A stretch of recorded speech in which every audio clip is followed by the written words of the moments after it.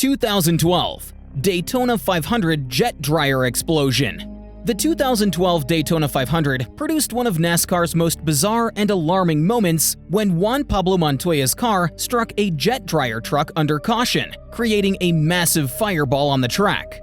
Late into the race, Montoya lost control under yellow and smashed into the track's service vehicle, which was, at the time, full of jet kerosene used to dry the surface. The collision triggered an explosion and blaze that lit up Turn 3 and forced a red flag stoppage lasting over 2 hours. Firefighters doused the inferno, even using laundry detergent to neutralize the fuel, as fans and drivers watched in disbelief. Miraculously, neither Montoya nor the safety worker were seriously hurt, a stroke of luck given the magnitude of the blast. NASCAR's officials treated the incident as a serious warning. They swiftly implemented new protocols requiring all track safety crews to wear fire protective suits and helmets, and even added a second pace car to shield track vehicles under caution. The surreal jet dryer crash has since gone down in Daytona lore, underscoring that even behind-the-scenes safety operations can become perilous if something goes wrong. 2013 Spingate, race-fixing scandal at Richmond, rocks NASCAR. The 2013 regular season finale at Richmond delivered one of the most controversial finishes in NASCAR history. An outcome so tainted, it forced the sport to rewrite its rulebook. With laps winding down in the 400-lap race, Ryan Newman was leading and on track to secure the final wildcard spot in the chase for the Sprint Cup. Martin Truex Jr., driving for Michael Waltrip Racing, trailed Newman in points and needed a miracle to sneak into the playoffs. With 7 laps to go, that miracle arrived. Teammate Clint Bowyer suddenly spun by himself in Turn 4, triggering a caution. Suspicion grew when radio chatter revealed coded talk. Bowyer mentioned his itchy arm, then said he felt sick just before looping his car in what looked like a deliberate spin. The caution changed everything. Newman lost the lead on pit road, and on the restart, MWR's third driver, Brian Vickers, was mysteriously ordered to pit without reason. The moves gave Truex just enough positions to edge Newman out of the chase by a single point. Fans and media immediately cried foul. Replays and social media lit up with accusations that the spin was staged to manipulate the outcome. NASCAR launched an investigation, and the evidence was damning. Team radios captured clear discussions about helping Truex and directing Vickers to pit. On Monday, NASCAR dropped a hammer never seen before: a $300,000 fine, 50-point penalties for all 3 MWR drivers, as well as the suspension of General Manager Ty Norris, who had issued the orders. The penalty stripped Truex from the chase and restored Newman's spot. But the fallout didn't end there. Additional scrutiny exposed collusion between Penske Racing and Front Row Motorsports, disadvantaging Jeff Gordon. In response, NASCAR made the unprecedented decision to expand the chase, adding Gordon as a 13th entrant. 2013 Dick Trickle. Dick Trickle's final chapter in 2013 was heartbreakingly tragic. A folk hero of American racing, Trickle was a short-track legend who captured more than 1,000 feature wins across the Midwest. Fans and fellow drivers adored him, not just for his skill, but for his friendly nature and quirks, like smoking a cigarette during caution laps. Even in NASCAR's Top Series, where he debuted late, Trickle made his mark by winning Rookie of the Year in 1989 at age 48, no less. He was a man who defied convention and earned respect everywhere he went. Yet, behind the humor and generosity, Trickle quietly lived with unbearable pain. By May of 2013, at 71, he suffered from a relentless pain beneath his left chest, something doctors could never diagnose or relieve. It pushed him to a place of despair few could see. On May 16, 2013, Trickle drove to the cemetery where his granddaughter was buried. There, he calmly placed a haunting 911 call, telling the operator there would soon be a dead body and that it would be him.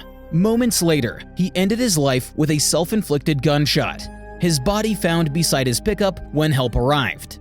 The news devastated the racing world. Man, Dick was a legend. That era of stock car racing really died with him, said Cup champion Matt Kenseth. Mark Martin, whom Trickle mentored, was left brokenhearted. In tragedy, the sport remembered his humor, kindness, and endless passion. ensuring his legacy endures far beyond the sorrow of his final day. 2013. Tyler Walker's police chase and drug test. Former NASCAR driver Timothy Tyler Walker became infamous not for anything he did on track, but for a lawless escapade on the open road. In January of 2013, Walker led police on a wild 3-state high-speed chase after officers in Nevada attempted to pull over his BMW. Refusing to stop, Walker sped off and crossed into Arizona and Utah at speeds approaching 150 miles an hour. Police finally halted him with spike strips in Utah, at which point Walker tried to flee on foot before being tackled and arrested. The subsequent search of his car revealed methamphetamine, marijuana, drug paraphernalia, and alcohol. Essentially a rolling cocktail of illicit substances. Walker, who had already been suspended by NASCAR for drug violations years prior, faced a slew of charges. He ultimately pleaded guilty and was sentenced to jail time and probation in 2015, with most of his prison term suspended provided he completed rehab. The sight of a former NASCAR driver in a multi-state police chase seemed like something out of a movie, and it became a sensational dark anecdote in the sport's history. Walker's actions permanently banned him from NASCAR and underscored the personal demons, namely substance abuse, that can derail a racing career. 2013. Daytona Xfinity race crash, Larson. In the 2013 season opener for NASCAR's second-tier series, Nationwide, now Xfinity, at Daytona, a terrifying last-lap wreck injured dozens of fans and stunned the sport. As the field charged towards the checkered flag, contact triggered a multi-car melee in the tri-oval. Rookie Kyle Larson's car was launched into the air and violently torn apart by the front stretch catch fence. The entire front half of Larson's car, including the engine and a wheel, sheared off into the spectator area as the remaining chassis came to rest back on the track. Emergency responders treated at least 28 spectators, with 14 fans needing hospital transport, 2 in critical condition with trauma injuries. Incredibly, no fatalities occurred, and Larson walked away uninjured, but the scene was undeniably chilling. The aftermath led Daytona to further strengthen its fencing and renew discussions on keeping fans at a safer remove. Tony Stewart, who won the race, skipped victory lane celebrations, reflecting the sentiment that nothing mattered more than the fans' well-being on that day. 2014. Tony Stewart's tragic clash with Kevin Ward Jr. on dirt track. On a summer night at a small dirt track in upstate New York, NASCAR superstar Tony Stewart was involved in an incident that stunned the entire racing world. Stewart, a 3-time Cup champion with a passion for sprint cars, was competing in a local Empire Super Sprints race on a dimly lit half-mile track. Among his competitors was Kevin Ward Jr., a talented and fiery 20-year-old driver. During the race, Stewart and Ward made contact. Ward's car hit the wall and spun, bringing out a caution. Frustrated, Ward climbed from his car and, dressed in a black fire suit and helmet, began walking onto the track under yellow to confront Stewart. It proved to be a fatal choice. As Stewart's number 14 came around, Ward gestured and stepped closer. Stewart's car suddenly fishtailed, likely trying to avoid him, but the right rear tire struck Ward, dragging him across the clay. Ward was thrown violently and lay motionless. Emergency crews rushed in, but Ward had suffered massive blunt force trauma and was pronounced dead at the scene. The horrifying accident caught on amateur video spread instantly, sparking debate and grief across motorsports. Authorities seized Stewart's car and launched a full investigation. Some speculated Stewart may have buzzed Ward in anger, while others insisted he was avoiding him. The tragedy underscored both the dangers of sprint car racing and the reckless practice of drivers walking onto active tracks. Devastated, Stewart sat out 3 NASCAR races as scrutiny mounted. A month later, a grand jury ruled it a tragic accident, declining to indict him. Investigators also revealed Ward had marijuana in his system at a level that could impair judgment. In 2015, Ward's family filed a wrongful death suit, which was ultimately settled quietly in 2018. 2015. Kurt Busch's suspension over domestic violence allegations.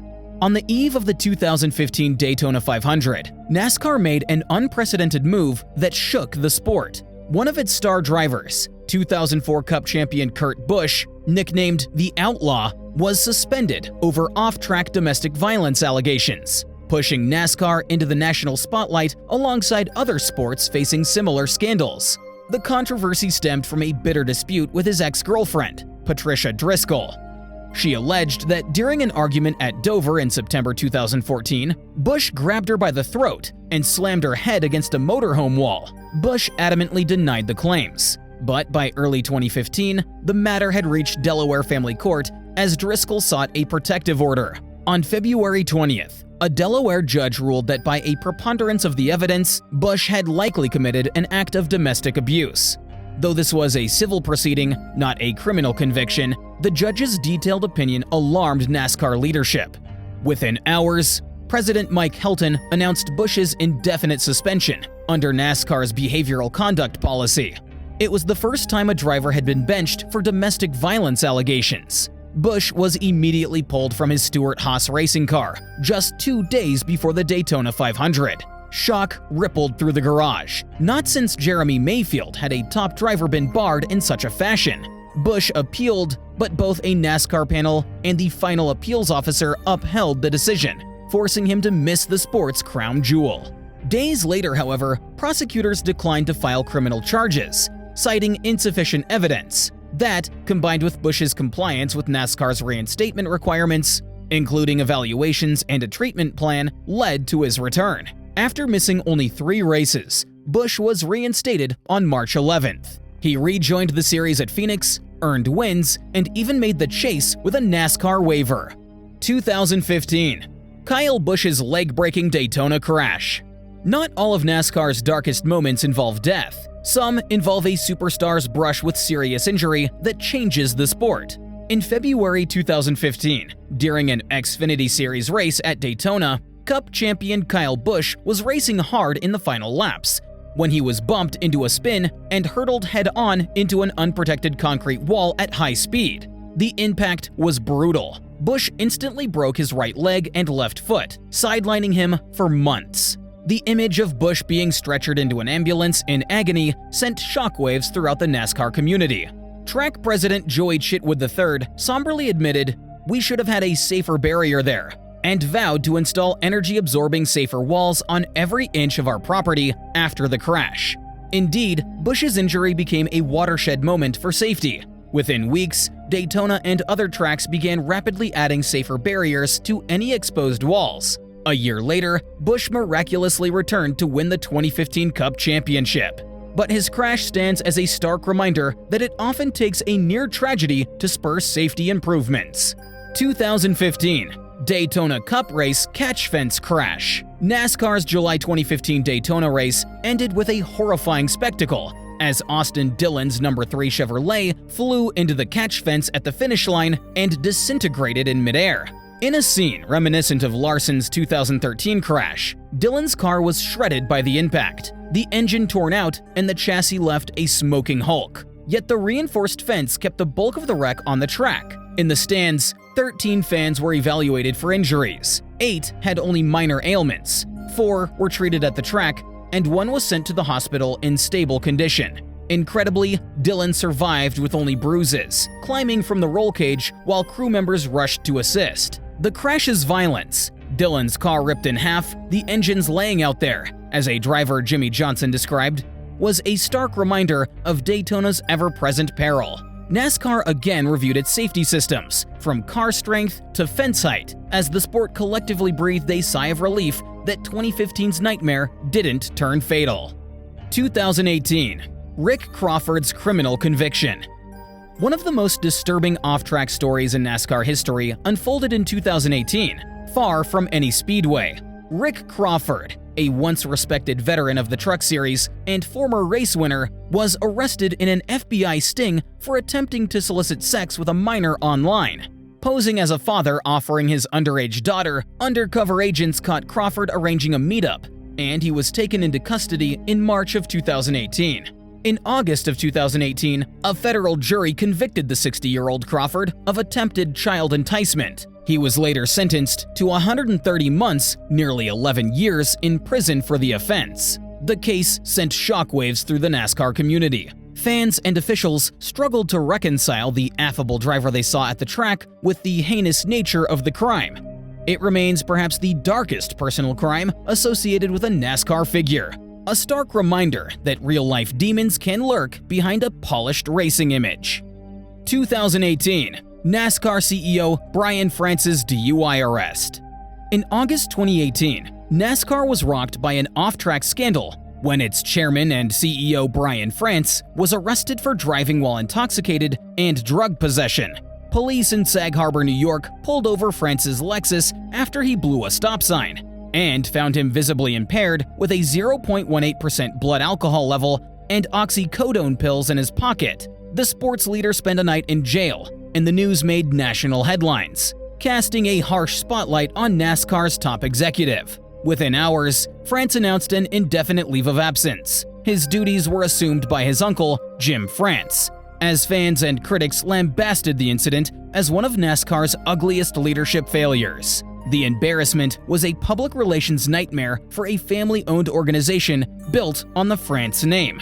Brian France later pleaded guilty to DWI, and his reign as CEO quietly ended. The saga served as a cautionary tale that no one, not even NASCAR's bosses, are above the law, and it prompted the sanctioning body to distance itself from the controversy to restore its image. Post-2019, the era of post-race disqualifications. For decades, a peculiar tradition governed NASCAR inspections. If a winning car was found illegal, officials might levy fines or point penalties, but the victory usually still stood.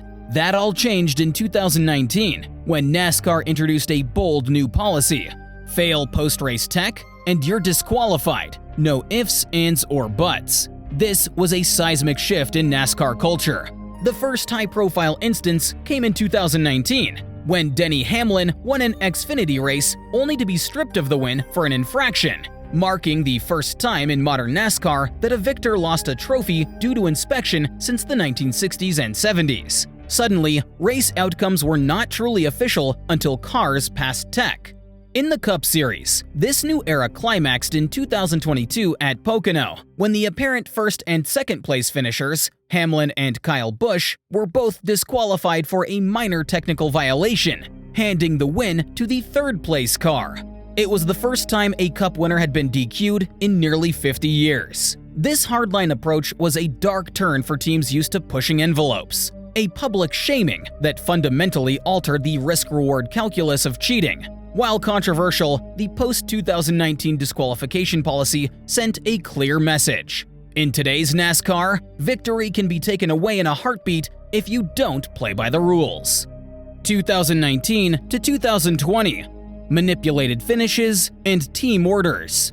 After the infamous Spingate affair at Richmond in 2013, when Michael Waltrip's team spun a car on purpose and other teams bargained for positions to rig the playoff field, NASCAR promised harsh measures against race fixing. Still, whispers of team orders and manipulation persisted, and by 2019-2020, new controversies had emerged. In the 2019 regular season finale at Homestead, several small teams, Premium Motorsports, Ware Racing, and Spire Motorsports, were all caught colluding to alter the finishing order. Their backmarker cars abruptly retired with fake mechanical issues to ensure one team's car secured a better points position. NASCAR punished 4 teams with heavy fines, 50-point deductions, and suspensions for manipulating the outcome of a race. Around the same time, questions arose about larger teams coordinating in playoff races and manufacturers issuing team orders at superspeedways. These incidents, essentially race fixing in a sport built on fair competition, cast a dark cloud over NASCAR's integrity. They forced officials to reinforce that such manipulation would not be tolerated, reminding everyone of the fragile trust that underpins sportsmanship on the track. 2020, the Bubba Wallace noose incident. Amid the turbulence of 2020, NASCAR was rocked by a controversy that transcended sports. In June of that year, NASCAR's only black full-time Cup driver, Bubba Wallace, had been outspoken in supporting racial equality, successfully lobbying NASCAR to ban the Confederate flag at tracks just weeks earlier. Tensions were high. Then, on race weekend at Talladega, a member of Wallace's team discovered a garage stall pull-down rope tied into the shape of a noose, hanging in their assigned stall. Given the cultural context and NASCAR's history, the implication was horrifying. NASCAR leadership, teams, and drivers rallied around Wallace in solidarity, memorably pushing his number 43 car to the front of pit road in a united stand as an investigation began. The next day, the FBI reported its findings. No hate crime had occurred. The noose rope had been fashioned that way and hanging in that garage since the previous October, long before anyone knew Wallace's team would park there. In other words, it was a terrible coincidence. Wallace was not directly targeted, and the rope was essentially a garage door handle tied in a loop. Nevertheless, the incident exploded into a national news story. Some critics accused NASCAR and Wallace of overreacting or perpetrating a hoax, while others pointed out that, intentional or not, a noose is a noose, a symbol of hate that has no place anywhere. Wallace, for his part, handled the moment with grace under immense scrutiny, saying, "It wasn't directed at me, but somebody tied a noose. It is a noose." The noose controversy was one of NASCAR's darkest off-track moments, not because of physical harm, but because it exposed raw cultural divides. It forced NASCAR to reckon very publicly with its efforts towards inclusivity and the skepticism those efforts faced. In the end, the sport stood firmly with Bubba, but the whole episode remains an infamous reminder of the shadows that NASCAR is still working to leave behind. 2022 Next-Gen Car Safety Fiasco, Concussions and Fires. NASCAR's newly introduced next-gen car faced intense scrutiny in 2022 after a spate of driver injuries and on-track fires forced mid-cycle safety fixes. In July, former champion Kurt Busch backed into the Pocono wall during qualifying, a routine-looking crash that left him with a severe concussion and ultimately ended his season and his full-time career. Weeks later, Alex Bowman sustained a similar concussion in a crash at Texas and missed 5 races while recovering. Drivers began complaining that the next-gen stiffer chassis didn't crumple enough in wrecks, causing impacts to feel far harder than in the older cars. Meanwhile, several next-gen cars inexplicably burst into flames during races, including a dramatic fire in Kevin Harvick's Ford at Darlington, due to rubber debris igniting in the car's bodywork. Harvick publicly blasted the crappy-ass parts after escaping the blaze, echoing frustration up and down the garage. NASCAR officials deemed the fire issue unacceptable and mobilized all hands on deck to find a solution. By fall, the league mandated tweaks to eliminate spark-inducing chassis edges and added venting to prevent rubber buildup. They also accelerated plans to soften the car's rear clips and bumpers. In 2023, updated next-gen cars were introduced with improved crash absorption to reduce G-forces on drivers. The tumultuous 2022 ultimately prompted NASCAR to listen more to driver concerns and make rapid safety adjustments, a humbling course correction to ensure the next-gen era doesn't repeat the painful lessons of the past. 2020 to 2021 COVID-19 pandemic disruption. The global COVID-19 pandemic brought NASCAR to an unprecedented standstill and introduced a new kind of dark chapter for the sport. In March of 2020, as the virus spread, NASCAR was forced to halt its season after only 4 races, the first extended pause in Cup racing since World War II. Iconic events like Atlanta and Bristol were postponed literally hours before cars were to hit the track. For 2 months, the stock cars sat idle while the world grappled with fear and uncertainty. NASCAR finally returned to action in mid-May 2020 at Darlington Raceway, proudly touting itself as the first major sport in the US to come back during the shutdown. But the comeback came under surreal conditions. Races were held without any fans in attendance, teams reduced to skeletal crew rosters, mandatory masks and health screenings for all personnel, and no practice or qualifying to minimize time at the venue. The sight of grandstands completely empty at places like Bristol and Daytona, tracks that normally roar with tens of thousands of fans, was eerie and demoralizing. NASCAR managed to complete the 2020 season by shuffling its schedule, even running Wednesday races and double headers, and later allowing a limited number of fans at select events. The 2021 season started with cautious optimism and gradually growing crowds as vaccines rolled out. And yet, the pandemic era saw teams struggling financially, with sponsor cuts, at-track employees losing jobs, and the very atmosphere of NASCAR fundamentally altered. It was a time of strange silence and anxiety around a sport built on noise and excitement. While NASCAR demonstrated resilience in the face of COVID-19, those many races with silent stands and the ever-present threat of the virus remain one of the sport's most somber periods. 2020, Ryan Newman's near-fatal Daytona 500 crash. The 2020 Daytona 500's final lap produced a heart-stopping crash that reminded everyone how perilous racing can be, even in the safety-conscious modern era. Veteran Ryan Newman, vying for the win, was bumped into a spin at 200 miles an hour and hit the wall head-on, then was T-boned at full throttle by another car under his driver's side roof. Newman's Ford flipped and skidded upside down in a shower of sparks and flame, coming to a rest as a crumpled heap, leaking fuel as safety crews rushed in. Fans and drivers held their breath. The accident's eerie echoes of Dale Earnhardt's 2001 fatal crash were unmistakable, as black screens were erected around Newman's car and a hush fell over Daytona. After a tense wait, officials delivered miraculous news. Newman was alive, with serious but non-life-threatening injuries. In fact, he walked out of the hospital just 2 days later. The racing world exhaled in relief. Newman's survival has been hailed as a testament to 2 decades of safety improvements: energy-absorbing car design, Hans head restraints, safer barriers, etc. And his crash became a watershed moment. It underlined that, for all the sport's progress, NASCAR's heroes still put their lives on the line, a reality that hit home for millions watching that day. 2021, James Finch's legal troubles. James Finch, longtime owner of the underdog Phoenix racing team, became proof that NASCAR team owners can court trouble off the track as well.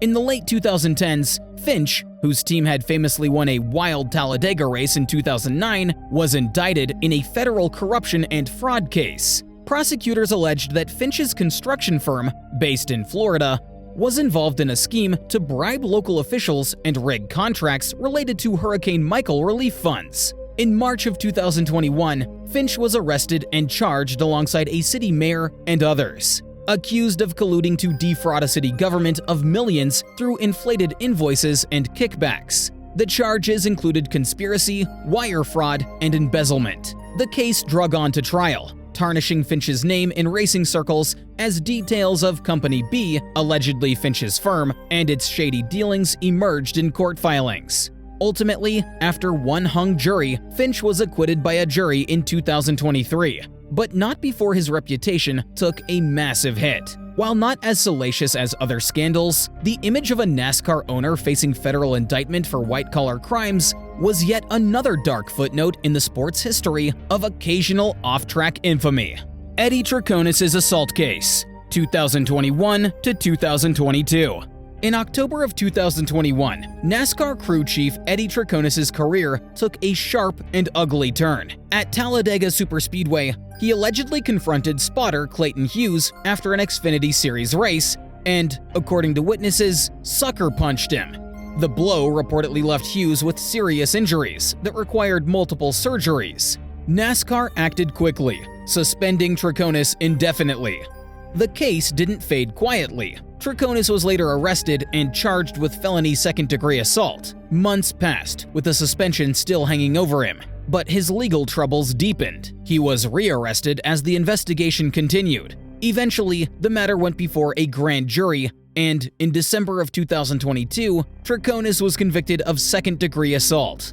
In a sport where most of the headlines come from the track action, this one stood out for all the wrong reasons. The conviction marked one of the most severe criminal outcomes for a NASCAR crew member in recent memory, and Troconis' once promising career was left in tatters. Cody Ware, alleged domestic abuse, 2023.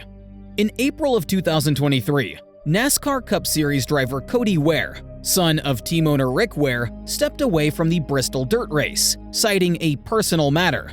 Days later, on April 10th, he was arrested in Iredell County, North Carolina, and charged with felony assault by strangulation inflicting serious injury and misdemeanor assault on a female.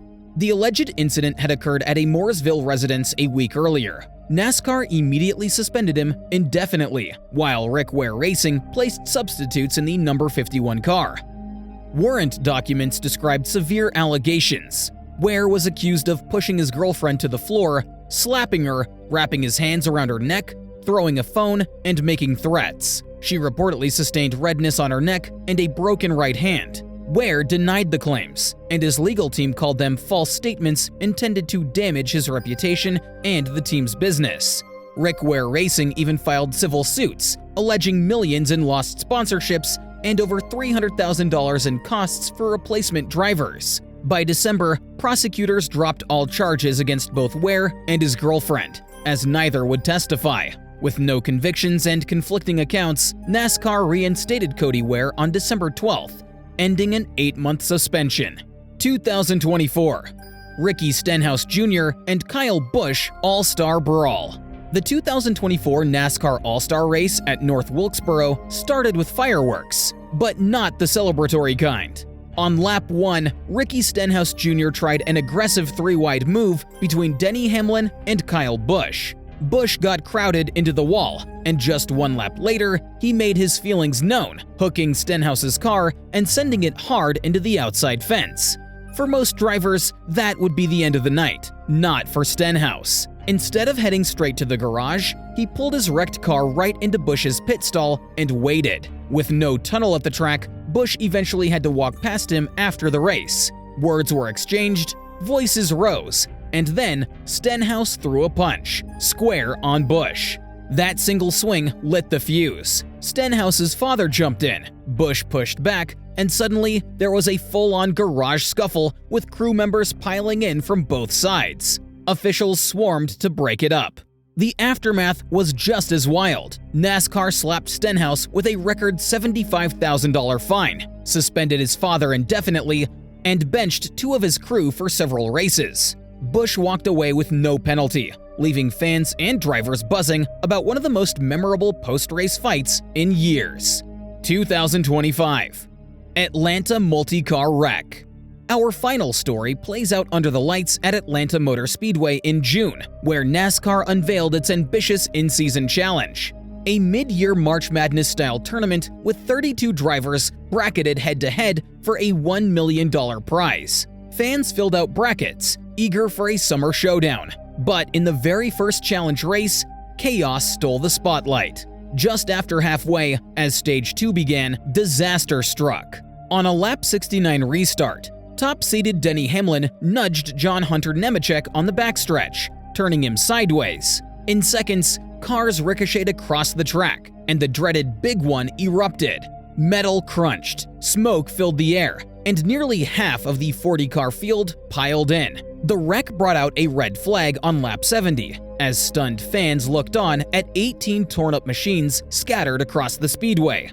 Among those caught were some of NASCAR's biggest stars: Chase Briscoe, the number 2 seed fresh off a win, William Byron, Kyle Larson, Ross Chastain, Brad Keselowski, and many more found themselves in the wreckage. It wrecked the whole field.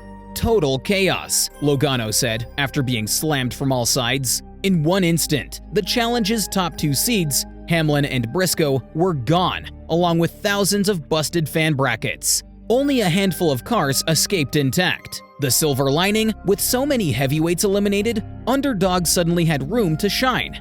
A few Cinderella stories pushed through to the next round in Chicago, keeping their million-dollar hopes alive. The Atlanta Big One of 2025 instantly became NASCAR lore, a vivid reminder that at 190 miles per hour, fortune can flip in a heartbeat. Even a new $1 million challenge was no match for the chaos of pack racing. And with that, we wrap up our part 3 of our darkest moments in NASCAR history series, 2012 to 2025. From fireballs and race fixing to tragic losses and shocking scandals, this era showed just how dark the sport can get. If you haven't already, make sure to go back and watch part 1, where it all begins in 1952. and Part 2, which covers the safety crises and controversies of 1994 through 2011. And if you want even more deep dives into NASCAR's untold stories, scandals, tragedies, rivalries, and wild off-track drama, check out our other videos here on the NASCAR Explainer. Don't forget to hit like, leave your thoughts in the comments, and subscribe so you never miss what's coming next.